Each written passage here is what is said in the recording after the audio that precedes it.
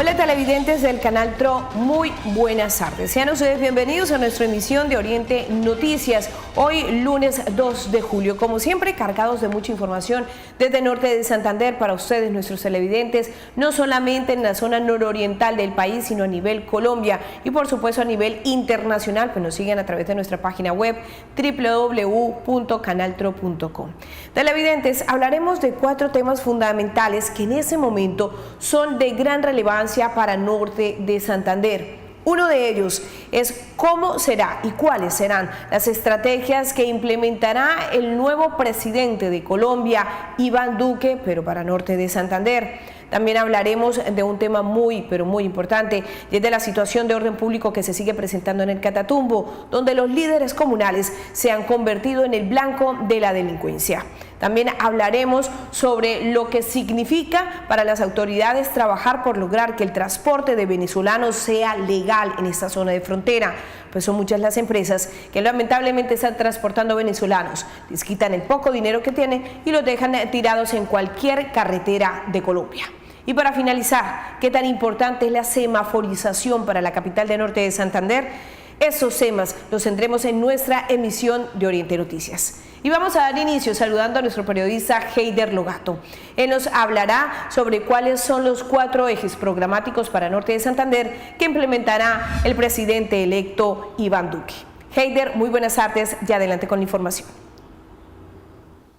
Hola Astrid, muy buenas tardes. Pues así es, son 4 compromisos los que tiene el presidente electo de los colombianos, Iván Duque, con esta zona, con norte de Santander. Uno es por supuesto el tema del Catatumbo, el otro es el tema de Cúcuta como ciudad franca, otro es el tema de la competitividad muy importante para esta región fronteriza y también está el tema de los venezolanos. Pero por eso estamos a esta hora con Juan Carlos Capacho, él es concejal de Cúcuta por el Centro Democrático y además mano derecha del actual, del electo presidente de los colombianos Iván Duque aquí en esta zona de frontera. Juan Carlos, muy buenas tardes y bienvenido. Muy buenas tardes, un saludo especial a toda la audiencia.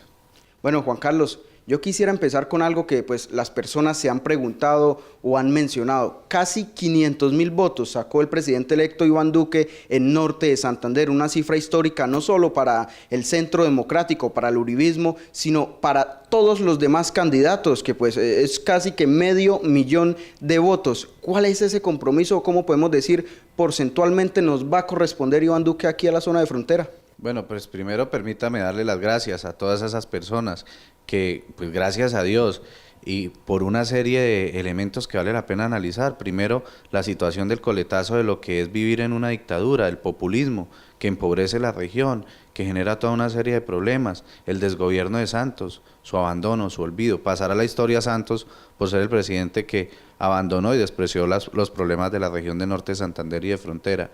Y yo creo que el compromiso es sólido, primero desde el corazón de Iván Duque, que es un hombre noble, sencillo, de un corazón grande, que vino a norte de Santander durante todo su proceso como senador y como precandidato. Hicimos varios talleres construyendo país y pudo palpar, vivir y sentir la realidad norte santanderiana.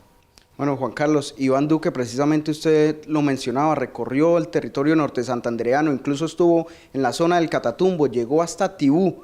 Aquí en Tibú, recordemos, no solo en Tibú, sino en todo el Catatumbo han aumentado las hectáreas de cultivos ilícitos. Algunas personas de esta zona se han opuesto a la sustitución de cultivos ilícitos. ¿Cuál es esa propuesta de Iván Duque para la zona del Catatumbo? Bueno, Iván Duque ya fijó fecha para ir a hacer su primer consejo de seguridad en Tibú para el 9 de agosto. Allí va a sentar las bases de lo que fue su propuesta: erradicación obligatoria de los cultivos ilícitos, mano firme contra las bandas criminales y el terrorismo que tienen como fuente de financiación esta actividad, mano firme contra el corredor estratégico con Venezuela, el peligroso cartel de los soles y de los flores, como se informa en los informes, valga la redundancia, de inteligencia de Estados Unidos en materia de lucha contra las drogas, pero un corazón grande con las familias que no tienen otro método de subsistencia, que están secuestrados por esa criminalidad. Lo que sí es cierto es que estamos inundados de coca. Hace poco hubo un balance reciente de Estados Unidos frente a la materia. Vimos cómo el presidente Trump hizo un llamado enérgico al gobierno colombiano a cambiar esta situación que de una u otra forma contó durante el proceso con las FARC con un ingrediente, digamos, de ineficacia o inactividad o inoperancia del gobierno colombiano y que Iván Duque la tiene clara y va a sentar esas bases firmes de lo que será la sustitución, la erradicación obligatoria y la retoma en materia de seguridad para el Catatumbo, así como toda la activación en la agroindustria. Bueno, Juan Carlos, algunas personas pues dicen que en el Catatumbo confluyen grupos, bandas criminales, grupos guerrilleros, distintas asociaciones delictivas y que utilizan además una frontera, por ejemplo, ahí en Tibú para pasar droga hacia Venezuela. ¿Sí puede desde la Presidencia de la República controlar este flagelo que, como usted bien lo decía, hace casi 8 días salió este informe en el que se da cuenta del aumento precisamente de los cultivos ilícitos en la zona del Catatumbo? Lo que necesita el Catatumbo es un presidente con liderazgo, con determinación, con autoridad y unos gobernantes locales también con autoridad. Entonces, lo que sí tenemos confianza es que así se va a dar, que el presidente la tiene clara, que la erradicación obligatoria vía manual, vía aspersión focalizada con drones, como lo ha propuesto nuestro presidente, tiene que ser una realidad. Nosotros no podemos seguir inundados, además soportando el coletazo de la inseguridad en el área metropolitana, el consumo creciente en la niñez y en la juventud, que es inadmisible, y además de todo esto, todas unas implicaciones en lo que es ese corredor estratégico que tiene los ojos de los Estados Unidos y para lo cual Colombia, con el presidente Iván Duque, va a ser un aliado estratégico en la lucha contra las drogas. Bueno, usted mencionaba a Cúcuta y su área metropolitana. Juan Carlos, se propone desde pues la presidencia de Iván Duque declarar a Cúcuta como ciudad franca. Algunas personas han dicho, pero es que aquí ya hay, no, aquí lo que hay es una zona franca establecida, pero no está Cúcuta como una ciudad franca. ¿Esa es una de las propuestas para reactivar económicamente aquí Cúcuta y su área metropolitana?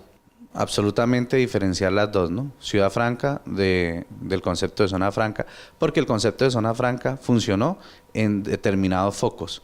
¿Qué es lo que queremos? Que toda la ciudad, incluso el área metropolitana, tengan el beneficio del concepto de ciudad franca, o sea que en cualquier parte de la ciudad se pueda establecer un negocio con exenciones tributarias del IVA, con exenciones tributarias en materia de impuestos de industria y comercio, incluso de predial, con exenciones tributarias que le den la seguridad jurídica para atraer la inversión, por lo menos por 10, 15 o 20 años. Esa ha sido la propuesta del doctor Iván Duque y es lo que necesitamos, porque si usted elimina además de esto trámites para poder generar precisamente la instalación de estas empresas, industrias, pues lo que usted va a generar es empleo formal, empleo duradero, mínimo por 10, 15 años, y además de todo esto bajo una revisión también de lo que serían las tarifas en el costo del servicio de electricidad. Entonces yo creo que este tema es fundamental, lo construimos, pero tiene que ir a la par con una declaratoria de emergencia económica que le permita al presidente tener una maniobrabilidad también frente a toda la propuesta en materia de competitividad, de exenciones tributarias que se den de inmediato, porque lo que estamos hablando demanda un trámite especial en el Congreso. Entonces necesitamos planes de choque de atención inmediata, exención del IVA en lo que son insumos de la canasta familiar, en materia de tecnología, en insumos de la construcción, en insumos del calzado, en insumos de la industria de la moda, etcétera. Todo eso se dará a la par. Una cosa es el concepto de ciudad franca y otra cosa serán las medidas de exención tributaria que se podrán, o de exención de emergencia en declaratoria de emergencia económica, que se darán hasta 90 días, y eso hay que diferenciarlo. Tocó usted, concejal, un tema muy importante y es el tema de la competitividad en Cúcuta. Muchos analistas económicos han pedido que Cúcuta y Norte de Santander pues sean una región competitiva para que las diferentes personas, productores puedan sacar sus productos, lo que producen aquí en Norte de Santander, para que se le puedan dar algunas garantías a las empresas que vengan a invertir aquí. ¿Cuál es ese rol que va a jugar la competitividad en el gobierno de Iván Duque aquí en esta zona de Norte de Santander? Pues primero eliminando impuestos con el tema del concepto de ciudad franca, con un plan de emergencia económica, con declaratoria de emergencia económica, dando incluso congelamientos del predial, beneficios en exenciones de IVA, algunos productos como lo mencioné, que son las ideas que se plantearon en el foro Construyendo País en Norte de Santander, y además de todo esto, brindándole posibilidades a los deudores morosos de impuesto predial, industria unificado hasta el 60% y que sea retroactivo a los años desde que se cerró la frontera, puede ser desde el 2015 o antes. Son, digamos, algunas ideas que el presidente tendrá que materializar y que tendrá que concertar en unas mesas, digamos, con el gobierno y con sus talleres Construyendo País, que les dejo otro dato, lo va a hacer en Villarrosario, su primer consejo comunal, por lo que anunció en su última visita a Norte de Santander. Además de todo esto, el tema de las vías. Claro, el tema de los corredores viales, él fue claro con el tema del puente Mariano Ospina, con la necesidad de conectarnos a la costa, con la vía de Convención Tibú-La Mata, la ruta del carbón, la central del norte, la vía de la soberanía, pero además de todo esto, diversificando la economía. Heider, permítame decirles, él fue el promotor de la Ley Naranja. Cúcuta presentó el proyecto de acuerdo a través de este concejal del Centro Democrático para incentivar las industrias creativas de la cultura, para incentivar también, digamos, el intelecto cucuteño y los productos fabricados por manos cucuteñas y sobre todo con una diversificación en lo que es la base tecnológica. El mundo se está moviendo con base en el Internet, en la base tecnológica. Hay empresas cucuteñas que están haciendo millones de dólares en negocios y que solamente exportan un código, como en el caso de los software educativos, o miremoslo a nivel global, las compras en iTunes, en Amazon, las compras en Netflix, etcétera. Esto tiene que implementarse en Cúcuta y necesitamos darle una apuesta educacional, pero también, digamos, con un enfoque en toda la ayuda de lo que será la facilidad para hacer este tipo de negocios y instalar esas empresas en Cúcuta. Juan Carlos, muchas personas pues mencionan, está bien que Cúcuta sea una ciudad franca, que se den todos estos aranceles tributarios para que las empresas vengan e inviertan, pero necesitamos un mandatario que agarre literalmente el maletín y promueva la ciudad que tiene el mayor índice de desempleo e informalidad del país, que es Cúcuta, la capital de Norte de Santander. Usted, que conoce bien al presidente electo Iván Duque, ¿estaría dispuesto a hacer esto de viajar y promover a Cúcuta de Norte de Santander como un sitio para venir a invertir? Bueno, yo soy concejal, quiero decirles que estudié y acompañé mucho a Iván Duque en la estructuración de sus propuestas porque me duele Cúcuta, me duele Norte de Santander, adoro vivir en esta región de Colombia y yo creo que todo lo que esté a mi alcance como concejal o después terminando mi periodo desde donde le pueda servir a la región, pues lo haré, pero yo creo que es una responsabilidad de cada norte santanderiano. Aún más tenemos responsabilidad los representantes electos por voto popular. Todos tenemos que aportar, poner de la mano, rodear al presidente, ayudarlo a tomar buenas decisiones. En estos días me preguntaban, ¿cuántos ministros va a poner el presidente Iván Duque? Quiero decirles que no tengo ni idea, porque lo que sí tengo seguro es que no tiene acuerdos burocráticos con nadie, como lo dijo en su campaña. Pero ¿qué es lo interesante? Que siga en su talante de gobierno como lo hizo en campaña, que siga en la plaza escuchando al pueblo y no con los políticos como pasó con Santos, que tuvo ministro, que tuvo altos consejeros y básicamente no acertó en ninguna de sus políticas en Norte de Santander. Bueno, hemos hablado de diferentes temas. Yo quisiera abordar uno que es muy importante para Cúcuta y para todo Norte de Santander, incluso para algunas regiones de Colombia, es el tema de la migración venezolana. Todos los venezolanos que a diario ingresan a Norte de Santander, que son alrededor de 35.000 o 45.000, de los cuales algunos se quedan aquí en las calles de Cúcuta, y la alcaldía de Cúcuta incluso por medio de un censo ha dicho que son alrededor de 800 o 1.000 personas que están viviendo en las calles de la ciudad. ¿Qué hacer con este tema de la migración fronteriza? Partámoslo en dos, si me lo permite, migración y tema de política exterior. El tema de la migración es un asunto complejo, pero parte de las relaciones en política exterior. Tenemos un problema de vecindad, ¿sí?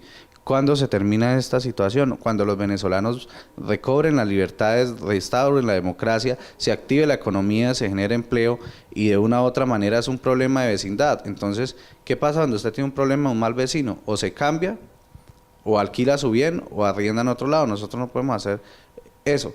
¿Cuál es la posición clara de Iván Duque? Una política exterior de choque y de denuncia ante los entes internacionales para ayudar al tránsito de la democracia en Venezuela.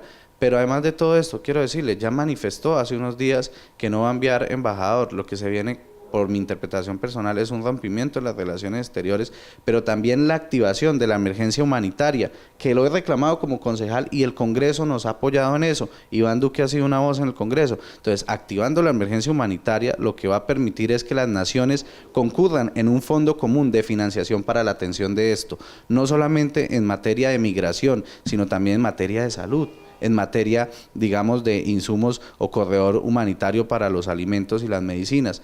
porque este es un problema de la humanidad y todos deben concurrir en su financiación. Además de todo esto, pues todo el tema fronterizo con seguridad y obviamente un sistema migratorio estricto, pero que también facilite a los colombo-venezolanos que tienen derecho, la legalización de su situación, a los venezolanos que quieren invertir, la legalización de su situación, pero obviamente bajo también la financiación de un fondo mixto para las ideas de negocio y la generación de empleo. La mejor política social es el empleo. Necesitamos generar empleo, primero a los colombianos, segundo pues a los colombo-venezolanos y tercero a los venezolanos que puedan regular su situación y que puedan contribuir también a la financiación del sistema de salud y pensional en Colombia.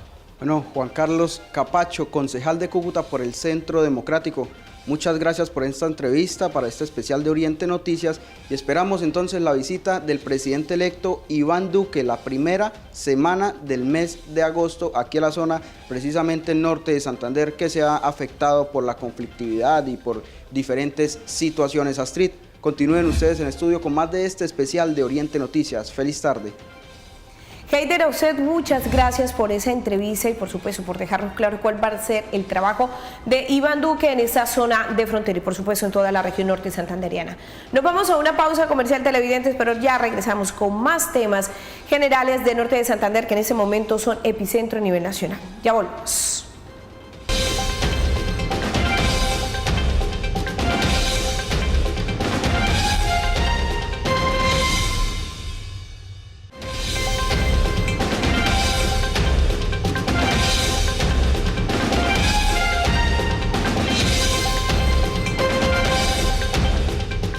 Televidentes del canal, gracias a ustedes por continuar con nosotros en Oriente Noticias. Llegó el momento de hablar de otro tema importante para el norte de Santander y es el ataque a los líderes que se vienen presentando en la zona del Catatumbo. Para ello saludamos a Raúl Garzón, quien nos entrega detalles. Raúl, ¿cuántos líderes comunales han sido víctimas fatales de los grupos insurgentes en norte de Santander durante el 2018? Hola Astrid, muy buenas tardes. Pues sí, según un informe revelado por la Defensoría del Pueblo, en el mes de marzo se habría expresado que desde el año 2016 a la fecha cerca de 282 líderes sociales habrían sido asesinados en Colombia. Uno también, muy reciente, ha expresado que durante el año 2018 la cifra llega a 100, pero para conocer y para revelar su inquietud, pues nos encontramos con el director de la Red de Derechos Humanos del Norte de Santander, el doctor Enrique Pertús, que nos acompaña y quien nos aclara su inquietud. Doctor Pertús, muy buenas tardes y bueno, ¿cómo es el panorama? ¿Cuáles son las cifras que se manejan en materia de asesinatos y también de hechos violentos a líderes sociales aquí en el departamento del Norte de Santander? Buenas tardes Raúl y buenas tardes Astrid. La verdad es que la situación en el departamento y especialmente en la zona del Catatumbo es una situación muy compleja, crítica, no solamente para los defensores de derechos humanos, sino para los líderes sociales. En lo que va corrido del año se han presentado en el departamento unas cifras alarmantes que tienen que llamar la atención, no solamente del gobierno nacional, sino también del gobierno regional. Las estadísticas que maneja la Corporación Red Departamental de Defensores de Derechos Humanos nos muestran un panorama bastante crítico. Van 8 líderes de juntas comunales asesinados, van un líder de una asociación campesina también. A esto se le suma el asesinato de una enfermera y 2 dirigentes sindicales en lo corrido del año. Estamos hablando de 12 líderes asesinados del sector social, pero también se presenta una situación bastante crítica. 7 secuestros se han registrado contra líderes sociales y defensores de derechos humanos, y a esto también se le suma lo que tiene que ver con las amenazas que vienen recibiendo algunos dirigentes sociales y comunales, como el caso que se presentó contra 4 dirigentes de presidentes de Junta Comunal en zonas como Bellavista, Frontera, como el caso de Caño Tomás, Caño Mariela, dirigentes comunales que vienen siendo amenazados por parte de las organizaciones insurgentes que de una u otra forma pues tienen ocupado ese territorio. Y a eso, Raúl, se le suma, por ejemplo, la situación que viene viviendo especialmente la zona del Catatumbo, con zonas que están confinadas, todavía existen refugios humanitarios, el miedo, el temor y la zozobra todavía persiste en los sectores de la población civil a raíz de esa guerra fratricida que viene desarrollando el Ejército Popular de Liberación y el Ejército de Liberación Nacional. Sumado a esto, pues el otro actor que se encuentra ahí, que es el de las Fuerzas Armadas, que también viene persistiendo en algunos ataques, no solamente por vía terrestre, sino por vía aérea, con algunos bombardeos que viene desarrollando en algunas veredas de la zona del Catatumbo, como la que sucedió en días pasados en el corregimiento de Mesitas. Doctor, ¿por qué se estaría generando estos asesinatos y estos hechos violentos contra los líderes en el departamento del Norte de Santander, especialmente en la zona del Catatumbo? Es decir, la zona del Catatumbo históricamente ha tenido presencia de 3 organizaciones guerrilleras, como el caso del Ejército Popular de Liberación, el EPL, y en el pasado la FARC, que se acordó con el gobierno un proceso de paz, pero que hoy suscita una importantísima disidencia. A eso se le suma, por ejemplo, la altísima presencia militar que hay en esta zona, alrededor de 12.000 hombres de las Fuerzas Armadas, y los intereses que se mueven ahí, porque es una zona con una altísima cultivo de la hoja de la mata de coca. Es una zona muy rica, no solamente en minerales, sino también una zona muy rica también en lo que tiene que ver con la ganadería, con la agricultura. Es una zona importante para los intereses del gobierno nacional, pero también para la insurgencia, porque es una zona de frontera y es una muy apetecida también por los carteles mexicanos que hoy de una u otra forma vienen manejando el control y la ruta del narcotráfico. Se mueven una serie de intereses y en una zona donde durante más de 40 años las organizaciones guerrilleras han tenido presencia, y eso ha generado la construcción de un tejido social, y eso ha generado la imposición de conductas y normas de convivencia con la población civil. Pero también hay que decirle a la opinión pública que frente a la ausencia del Estado por más de 40, 50 años que ha tenido con esta región del Catatumbo, han sido las organizaciones guerrilleras las que han sido la autoridad en estas regiones. Esa situación de la construcción del tejido social, de la influencia en muchos sectores sociales, ha generado una especie de aliados de sectores sociales conjuntamente con estas organizaciones guerrilleras, porque es la que han visto ahí en la zona. Y hoy en ese enfrentamiento que surge entre el EPL y el Ejército de Liberación Nacional, está afectando a estos sectores sobre la base de que cuando una organización guerrillera golpea sobre la base de que X o Y dirigente es afecto a esta organización guerrillera, la respuesta también de la contraparte es golpear también a líderes y sociales que creen que son afectos a estas organizaciones. Hoy el costo de la guerra en la zona del Catatumbo lo está asumiendo la población civil, pero preocupa mucho más que ese costo que está asumiendo la población civil se esté dirigiendo a sectores tan importantes como son los liderazgos sociales y de los defensores de derechos humanos. Doctor, hoy por hoy, ¿cuál es la labor o la tarea de los líderes, especialmente en zonas como el Catatumbo? Es una situación de altísimo riesgo, no solamente en la zona del Catatumbo, sino en el departamento del Norte de Santander y en el país en general. Todavía existe en el imaginario de algunos sectores del gobierno que los defensores de derechos humanos somos aliados de la guerrilla, que los defensores de derechos humanos y los líderes sociales somos enemigos del Estado. Y eso nos convierte en sectores muy vulnerables para sectores del Estado, pero también para algunas organizaciones al margen de la ley. La labor que nosotros cumplimos, a pesar del riesgo que corremos, es visibilizar la problemática y el riesgo que tienen los líderes sociales y los defensores de derechos humanos, pero también haciendo uso de la denuncia, haciendo uso de las marchas, de los plantones, como una forma de llamar la atención no solamente del gobierno nacional, sino de la comunidad internacional en lo que tiene que ver con las garantías, ¿sí? Con las garantías y la salvaguarda de la vida para los líderes sociales, ¿sí? En la labor que tienen que desarrollar en regiones como la del Catatumbo, que es una labor de altísimo riesgo. ¿Por qué ante la salida de uno de los actores armados como son las FARC, doctor, este tipo de situaciones uno creería que disminuirían, pero al contrario, estos están aumentando? Siempre en el Catatumbo y en el departamento norte de Santander la situación de violación a los derechos humanos ha sido una constante. Se suponía que con la salida el acuerdo de paz que firmó la FARC, que con las conversaciones que se están dando entre el gobierno y el Ejército de Liberación Nacional, pues la situación en la zona del Catatumbo iba a minorar. Pero lo que se está demostrando es que vienen no solamente en aumento, sino con muchas más situaciones críticas y muchas más situaciones complejas.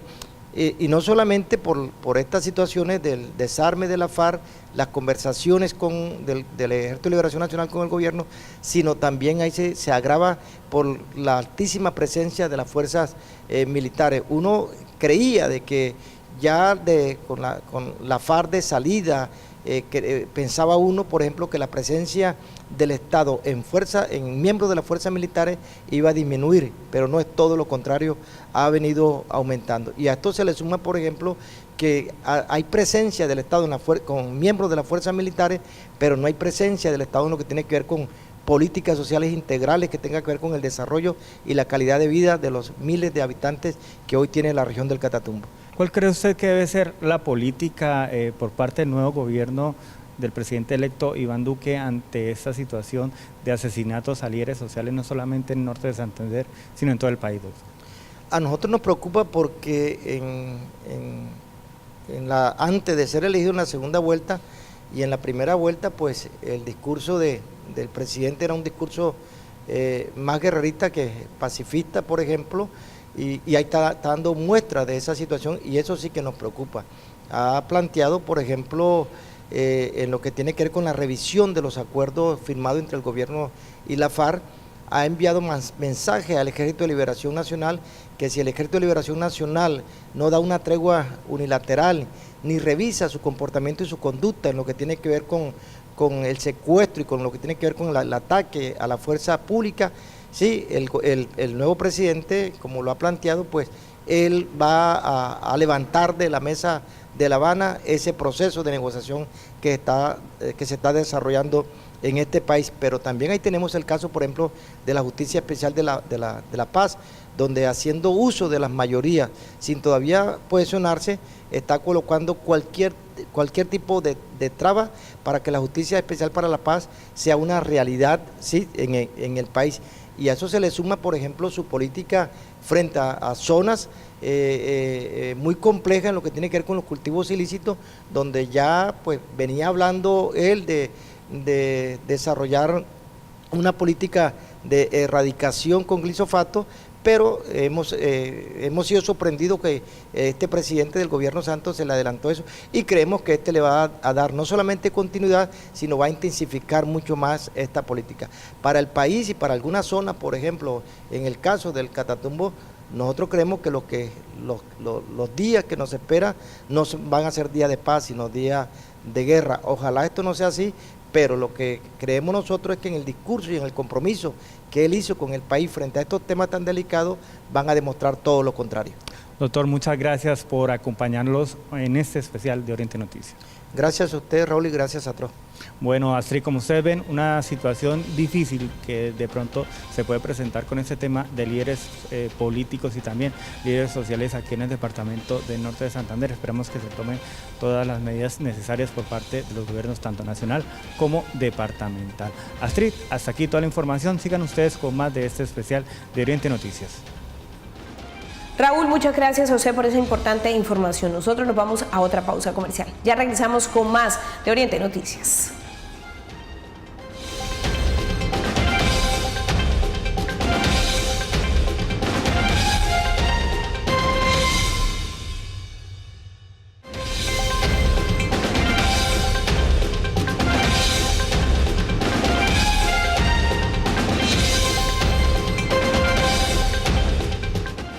continuamos con más de Oriente Noticias televidentes. En la zona de frontera, las autoridades han venido trabajando fuertemente por lograr evitar que los venezolanos terminen siendo víctimas del transporte inusual o ilegal de pasajeros, pues algunas empresas de transporte están llevándose a los venezolanos a diferentes vías del país de Colombia y los dejan ahí tirados y sin dinero. Samir Castillo nos entrega todos los detalles de esa información. Samir, ¿cuántas personas han sido capturadas por este delito?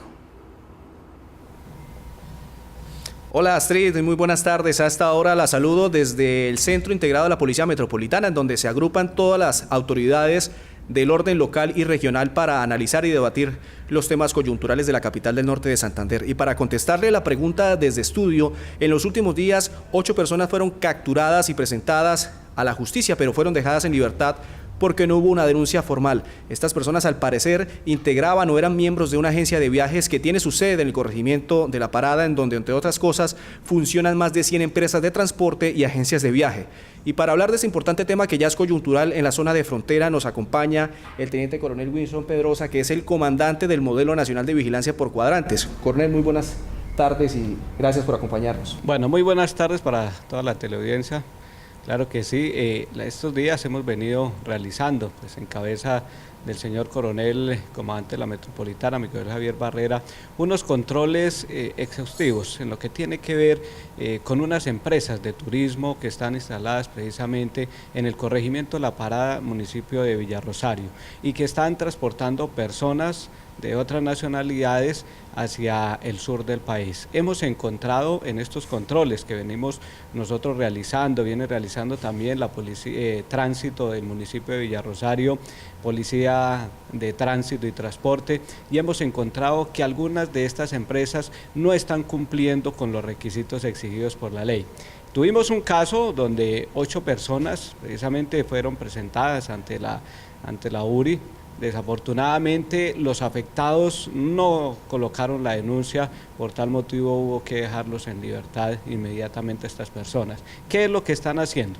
Allí se están aprovechando de la ingenuidad de algunos extranjeros, precisamente les están vendiendo unos paquetes turísticos, haciéndolos que les venden unos paquetes turísticos, pero allí lo que se está prestando es un servicio de transporte únicamente, y están utilizando unas planillas, agrupando a 30, 40 personas para verlo ante las autoridades como si en realidad eso fuera un paquete turístico. Ya hemos inmovilizado con tránsito y transporte 10 vehículos, 10 buses de estas empresas.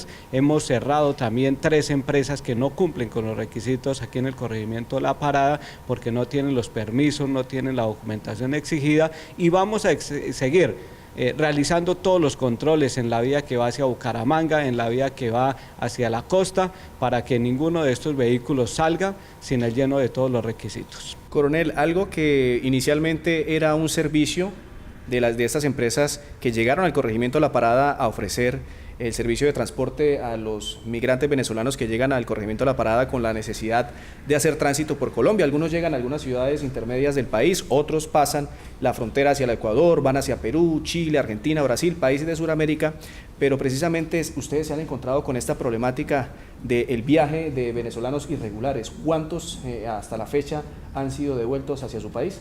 Mire, en una sola noche tuvimos cerca de 150 personas que llevaban, que no cumplían con estos requisitos.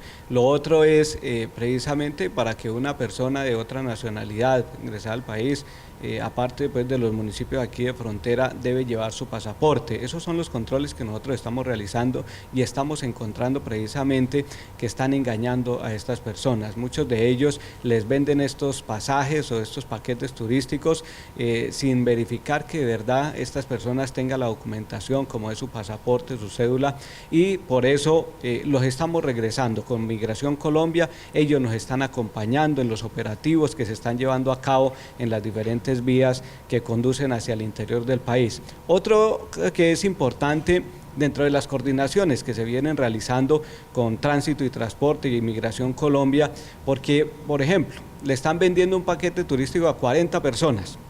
que salen de aquí para el sur del país, para Nariño, digámoslo así, y allá están llegando, no están llegando las 40 personas, sino están llegando 15, 20, 30, entonces pues estamos allí aplicando también la norma.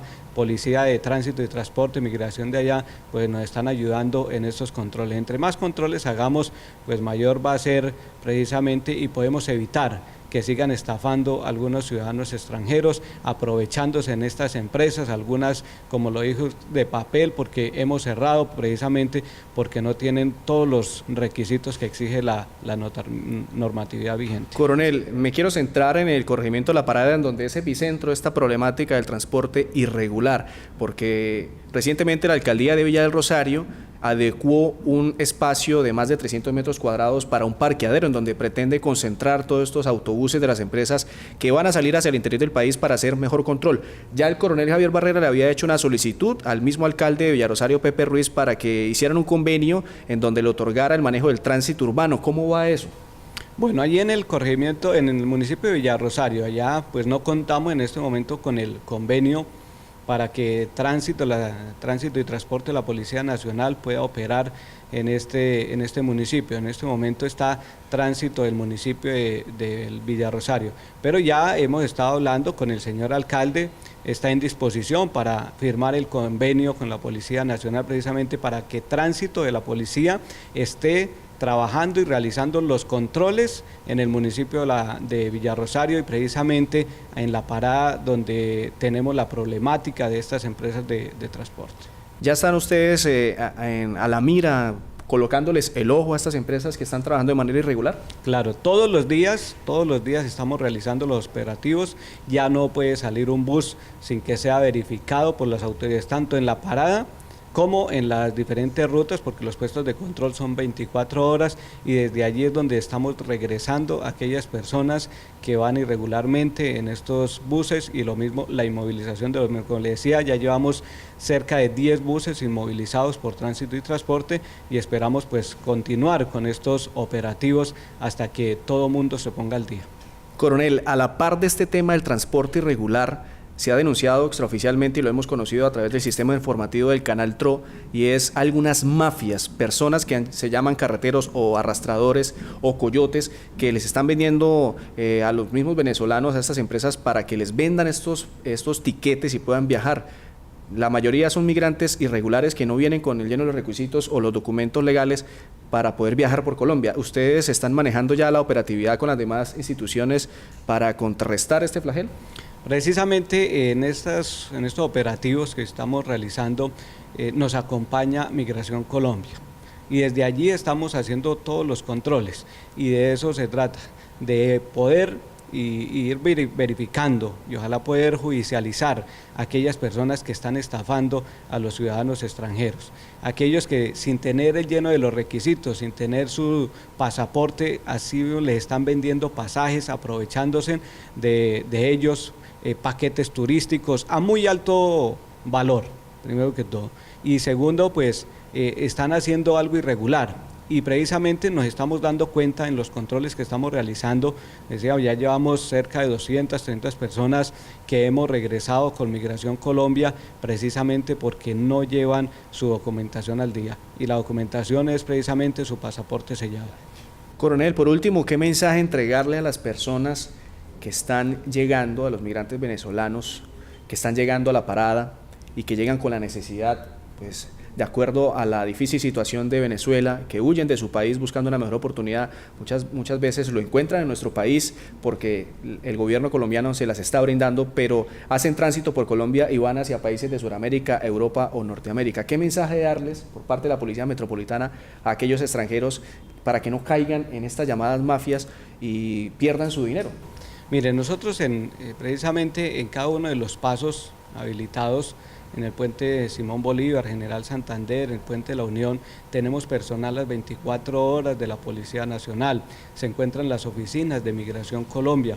Aquellos extranjeros que llegan por primera vez, que no conocen y que quieren ingresar o que quieren hacer tránsito por nuestro país y que tienen algunas dudas, por favor acérquense a las autoridades, que con mucho gusto se les brinda la información. No solo están las empresas de turismo que están allí en el sector de La Parada, pero que también aquí en el municipio de Cúcuta, en la ciudad de Cúcuta, tenemos un terminal de transporte donde hay vehículos y agencias de viajes, de transporte que le brindan estos servicios y muchas veces por desconocerlo, por eso es que se aprovechan de ellos, aquellos arrastradores que se les llama, esas personas que andan buscando, vendiendo paquetes turísticos, vendiendo pasajes allá en el sector de la parada y se aprovechan de la ingenuidad precisamente de los extranjeros que están llegando. Pero la recomendación es que por favor nos asesoremos de las autoridades de Migración Colombia, de la Policía Nacional, que está precisamente para ayudarlos a todos ellos. Coronel, un tema muy coyuntural. Muchas gracias por atendernos a esta hora de la tarde. Bueno, con muchísimo gusto, siempre estaremos dispuestos, la Metropolitana de Cúcuta, a servirles a todos los ciudadanos. Bueno, Astrid, es todo por el momento. Me despido desde el Centro Integrado de la Policía Metropolitana, en donde se reúnen todas las autoridades del orden local y regional. Usted continúe con más información desde estudio. Muy buenas tardes. Samir, gracias a usted por ese completo informe y por supuesto al comandante de la Policía Metropolitana de Cúcuta. Nos vamos a otra pausa comercial, ya regresamos con la parte final, hablando sobre el tema de semaforización para la capital norte santanderiana.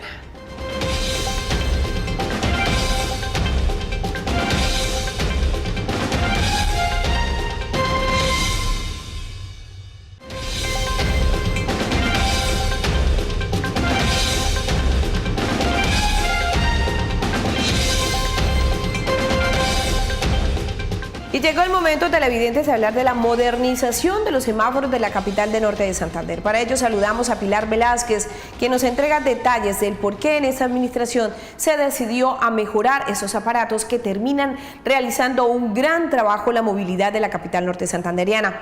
Pilar, muy buenas tardes y adelante.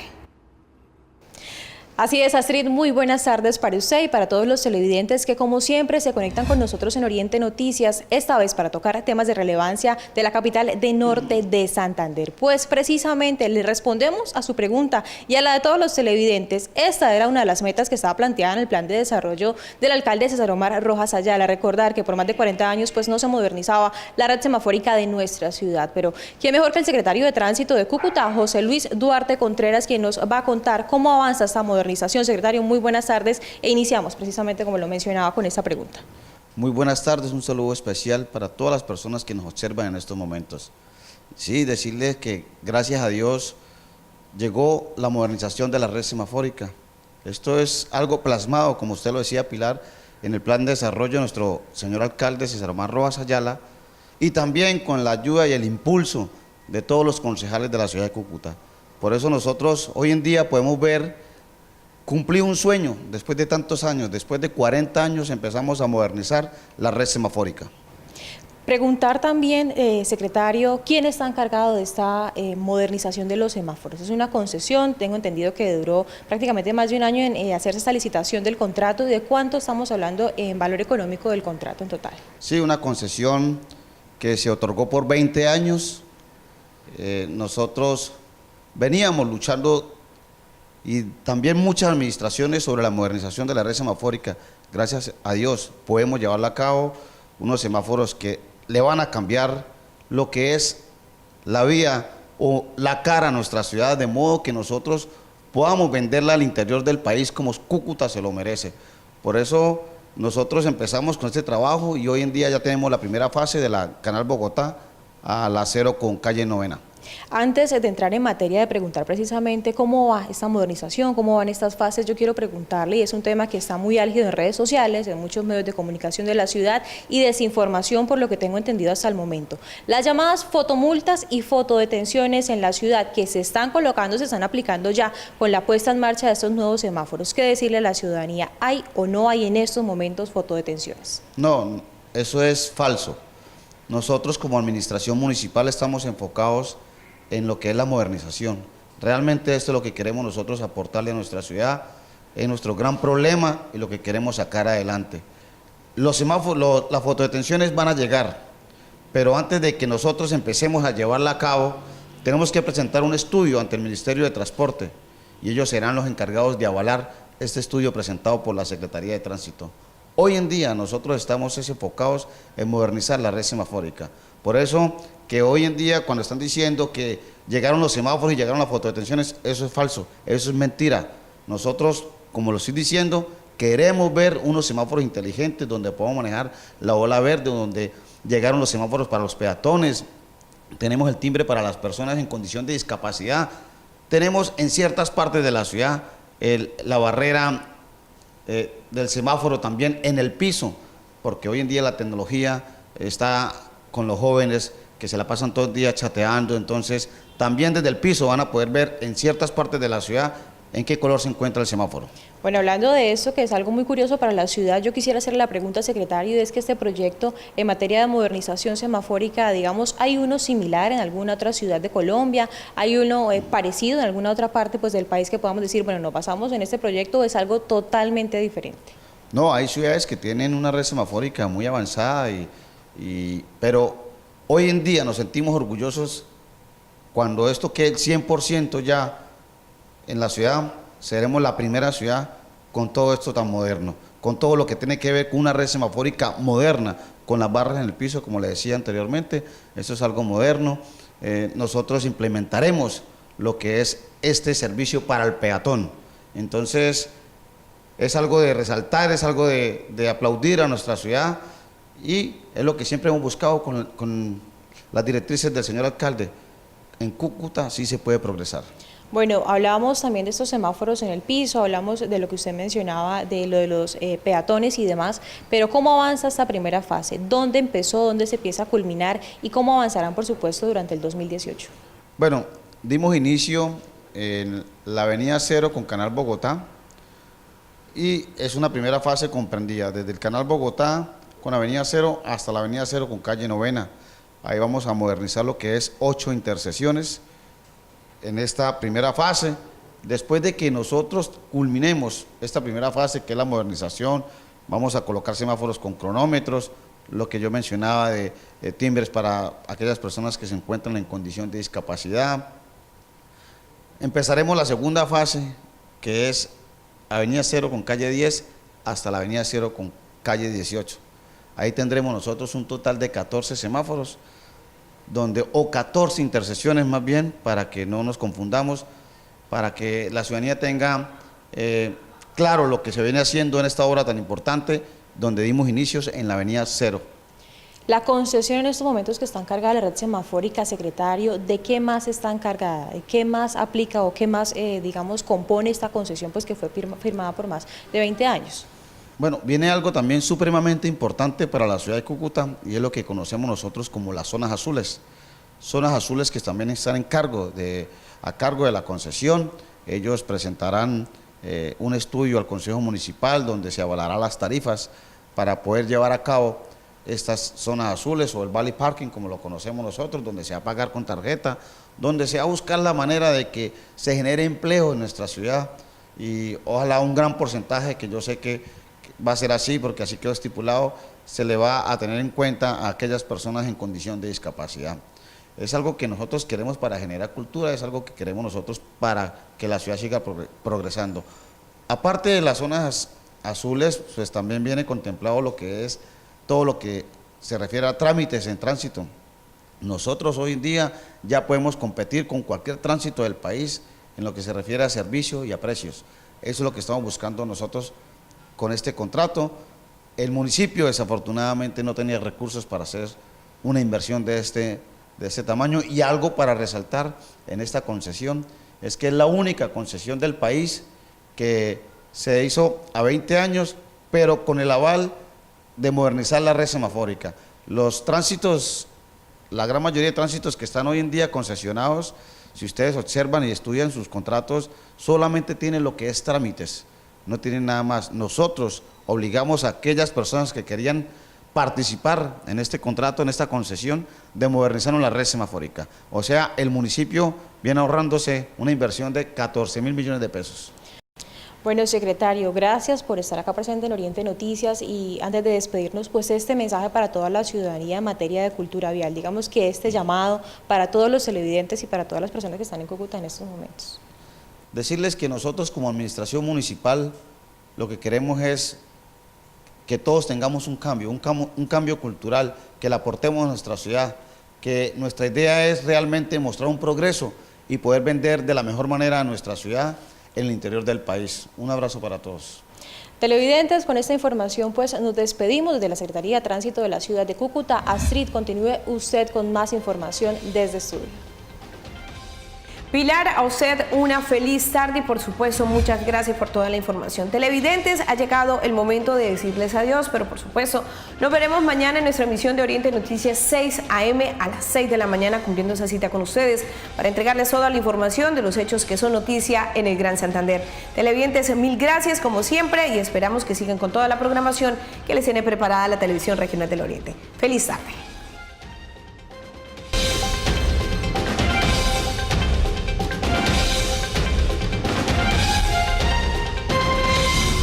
Canaltro.com